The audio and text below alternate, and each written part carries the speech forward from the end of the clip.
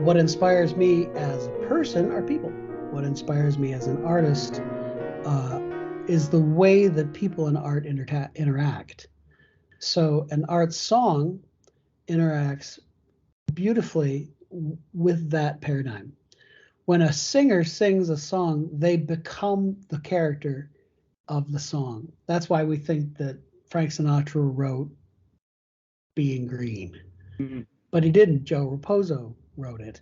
But when a civilian, someone who doesn't think about these things, thinks about who wrote the song, they identify instinctively with the person singing, and that's a good thing. And that's why I like art songs so much. That inspires me. I write so much for voice because I love singers. I actually really do. I love words. I first was going to become a writer, either a Lutheran minister or a writer or a composer. And I feared that words were too specific, too easily misrepresented. Music was abstract and is abstract, so you can say anything you want with music and no one's going to really understand you intellectually anyway, but it'll go straight to the lizard brain and your feelings about things will connect with other people in a way that literature prose doesn't quite do it. So for me, it's actually a backing up to connect words to music. Music, I think, is for me more eloquent than words, but then to attach words to the eloquence of music makes a complete artistic expression, for me anyway. I first determined to write The Art of Song after a concert in Gilda Lyons' Phoenix concerts in New York City. As it happens, Gilda is one of the sopranos in The Art of Song with the Lyric Fest. Mike Brofman, who runs Brooklyn Art Song Society, and I were chatting at the reception, and I said, gee, I'd love to write you something. And he said, if you could write anything you want, what would you do? And I told him an evening-long song fest. And he said, why? And I said, well, because it's time. I've been writing songs for, at that time, 35 years. And I have something to say about that sort of arc. And he said, well, that sounds really interesting. I'd love to move ahead with that. And I said, well, if we're going to do it, let's really do it. I had worked with Laura Ward and am a huge fan of hers. I said, let's contact Laura and see if she's interested. And within weeks, we had a project. The fundamental inspiration for The Art of Song is a life, and the things learned over the seasons of a life. There's a huge amount of wisdom to be earned by getting older. I never thought that I would be 30 years old. Then I was 30 and I never thought I'd be 40, 40 then 50, 50 then 60. And at 60, I realized that I had better get some of this stuff down before I haven't got the energy or the interest anymore, because I think at 70, I'm going to have a lot less interest in what I felt at 25 than I do now. So the cycle itself is about those evolutions, the fierce, gentle, life and death nature of internal dialogue, of what can be construed as not very important in the larger scheme of things, yet are the things that we feel and think that shape a life. The essence of art song for me, and a long cycle like this, is the elevation of the quotidian into an examination of what makes us human. Another way of expressing this is The Art of Song is about talking about important things while seeming to merely entertain or be charming. The way that most middle-class families in the Midwest were taught to be. My mother would talk to me about important things, not to my face, but by looking out the window over the sink while we were doing the dishes together. And I'd be drying and I'd be looking at the dishes and she'd be looking out and she would say, honey, now just how serious are you about your girlfriend? Period. Question mark, period. And it's a terrifying question to ask and to be asked, and yet it's gentle and sweet and quotidian when it's asked just so. The art of song is not just about tracking a life. It's also about all the different kinds of mainstream singing that are available to us and that I've used all my career. Bernstein once explained to me that there are pop songs, and that's one kind of singing, and then there's opera, and that's another kind of singing, and then in the middle there's American musical theater. And progressive musical theater is a bar stool that sits between opera and music theater. Music theater then moves closer to commercial singing. But American singers can do something with MT that crosses into operatic singing that nobody else in the world does. And that's one of our things that's the most beautiful. So these songs move in technical demands for the singers through every sort of mainstream singing, period. I will say that the singers that perform on this disc are dazzling, technically. They can do anything, and they did. How to do these things tastefully, how a singer who is an expert at singing ancient music goes through a musical theater number by stretching themselves into that place without seeming off or goofy is a real testament to their gifts and breadth of talent. Cocteau said, according to Ned Rorem, my mentor when it comes to songwriting, Cocteau said you can't write about pain with tears in your eyes. That whole French thing of you can't be feeling it while you're creating it. I don't know if that's true. I think it's all very interesting, but I think what a song can do is can create a context in which important things can be discussed in a manner that takes the curse off of the entire conversation. In the theater, we call taking the curse off something, making it not cliche. But songs are incredibly sophisticated. They are at their most sophisticated when they seem guileless. A song like Early in the Morning of Ned Rorem, everyone thinks, oh, Ned, couldn't you have written more songs like that? He could have, but he went to that very particular Poulenc place because that's who he was painting in that song.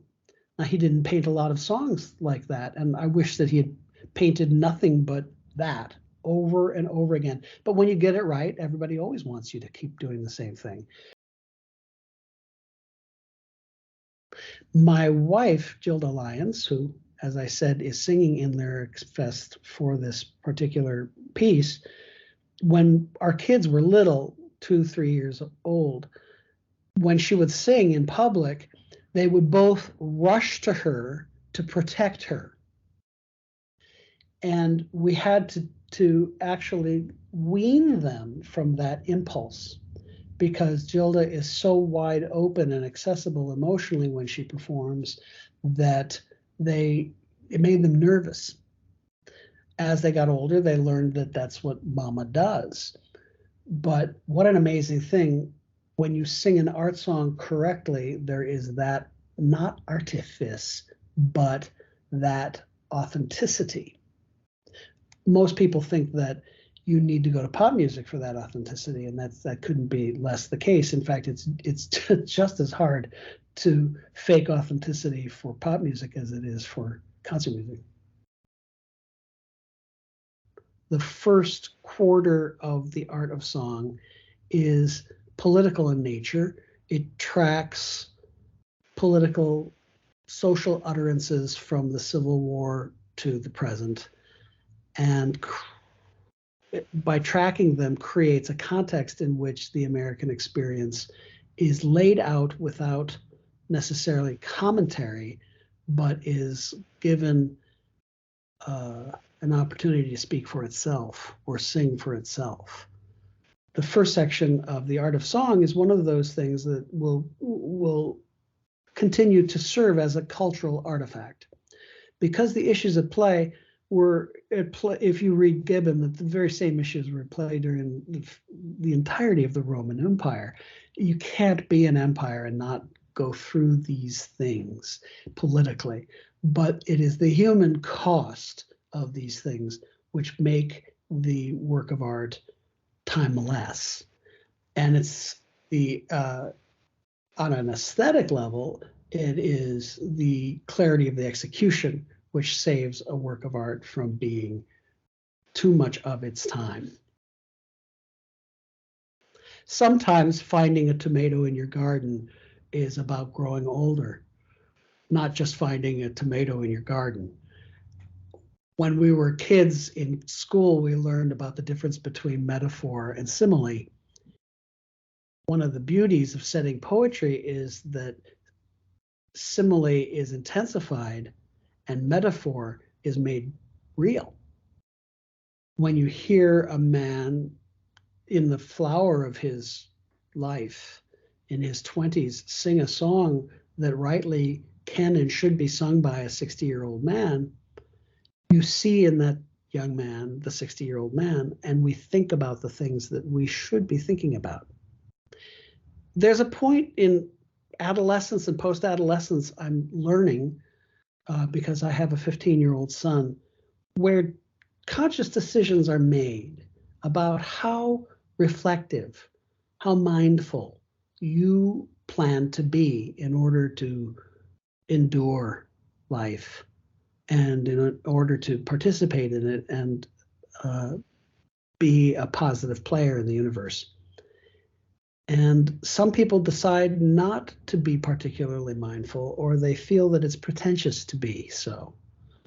The beauty of art songs, and the second section of The Art of Song, is really about normal people doing normal things like praying or gardening, and having those little epiphanies that remind them of the enormity of taking your son to the doctor because he's sick, and all of a sudden getting a hug and a kiss from him because he didn't think that you would do that, as if you would not.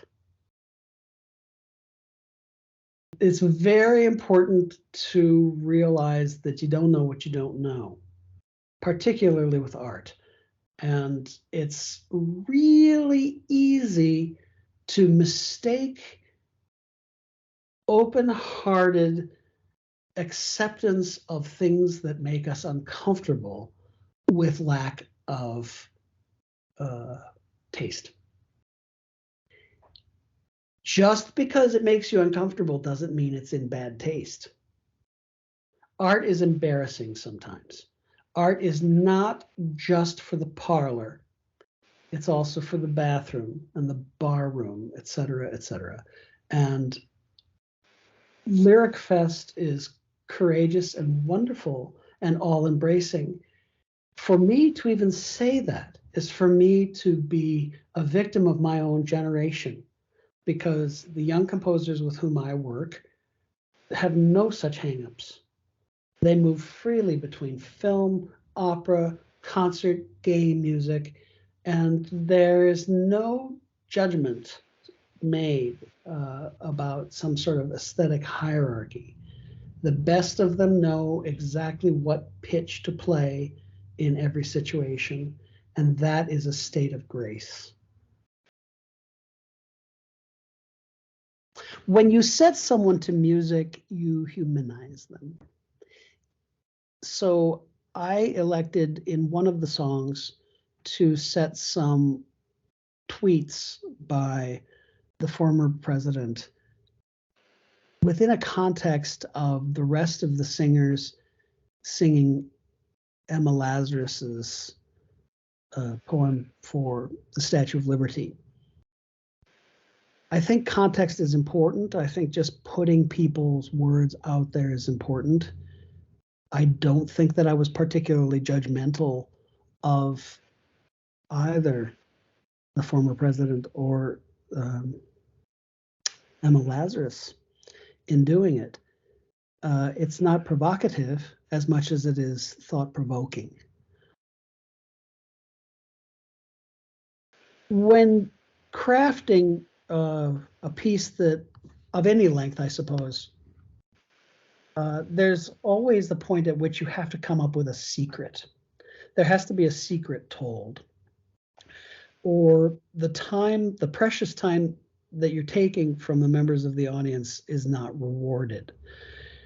And that secret is the most personal moment. That's the way that I think, because I don't make art objects. Certainly not a modernist. I like dissonance as much as the next fella, and there's great use for it. But the most personal moment in the art of song is probably the prayer following the Green for Pamela, the Almighty Father prayer, because it's when the connection between faith and life is not talked about, but simply accepted as a connecting point. I think my favorite moment is when the mezzo-soprano sings The Lamb, because composers all like to have songs that are like that in their catalog, and I rarely allow myself to write that kind of song. And it's always a pleasure when I hear this cycle performed to feel the audience around me sort of relax and go, oh, it's such a pretty song.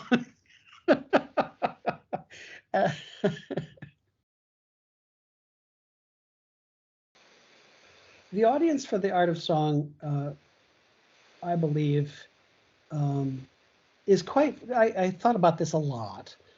A lot of the songs are between 1 and 3 minutes long. I believe that a minute and a half of someone's life today is equivalent to 5 minutes 25 years ago. Our lives are so packed. Information is given to us so quickly that I wanted to distill moments into essential moments that were 90 seconds to 120 seconds long. That concentration is intentional because the audience for it are people who I suspect will hear it on Spotify. They'll hear it in mixes, mainly. For every person who sits down for 58 minutes of their life, or whatever it is, to listen to this thing be the big arc. I mean, it is a very complex psychological arc that the singers cross. Well, that's one kind of experience. But I think that the primary way that this piece will be experienced is in those 60 to 90 second pieces. There are two ways to get what you want as a songwriter. You can either make the music notation itself very simple, like a lead sheet, and have the singers finesse all of the rhythms and everything and make it, a stylized performance of what is essentially a lead sheet, or you notate that stuff because you really care. I notate it all. I used to be crazy specific and too specific. It was fussy. But now I think I've, over the last 40 years, developed an ability to notate it just as hard as it has to be, but not too hard. But that's still hard for a lot of singers. And I get that. I understand it, and I'm sorry. I actually based the end of an opera called 9:10, Love Before the Fall, on this song, because I had much more to say about this moment. I think it's clearly what it is. There are lots of different spins that you can take on that particular text. Tragic, hopeful, elegiac, they're everything. But what it is it's, to paraphrase W.H. Auden, to be alive in a moment is to understand the nature of life, in my opinion, for what it's worth. All of those qualifiers, and to end a cyclic cycle, which is about the cycle of a life, with an understanding at last that life is just beginning when it's ending. It grasps onto the Ouroboros, but it also is a perfect understanding of the fact that the more you learn about life, the more you realize that you don't really get any of it. So take every moment. I had to end it with that. And ultimately, when I took it and expanded it and made it the end of 9:10, there are 4 people who will perish the next day in the Twin Towers. And so they've just had a magical moment in their lives. And for possibly one of the few moments in their lives, they were transformed. To be transformed and to treasure that moment, to be mindful of that moment, is such a blessing. It is the most humane thing that we can be, because monkeys can do almost everything except be self-aware in the way that we are, and possibly they are. Possibly they've figured it out in a way that we haven't. But certainly Dante, when he says, remember tonight, for it's the beginning of everything. Every moment is the beginning of everything. Every single moment. And I think that if all I wanted at the end was to remind people that at the end of this long journey, all of these insights, it's the realization is, oh my goodness, I was just beginning. And I'm hoping that at the end of my life, my last breaths will be about, yes, I'm going to miss everybody, but not so much regret, but, oh darn, I was just getting started. That's how I want to end it. That's how I want to end as a man. That's how I want to end as a parent, as an artist. And that's why a piece that is as personal as this is to me needed to end that way. But it's humble, it is short. I could have probably gotten another 36 bars out of that at the end if I wanted to be sentimental and really milk it. But no, it's like we were talking about earlier. That would be to betray the quintessential standing in front of the sink talking to your mom, drying dishes while your mom talks to you about something incredibly embarrassing and important. Philadelphia. Fun. A composer you love. Bernstein. A poet you love. Muldoon. Being a dad. The best. Winter. Cold. Spring. Life. Summer. Hot. Autumn. Truth. Mountains or beaches? Beaches. Favorite food? Pasta. Favorite non-musical thing to do? Be with my kids. Poetry. Life. Your audience. Patient.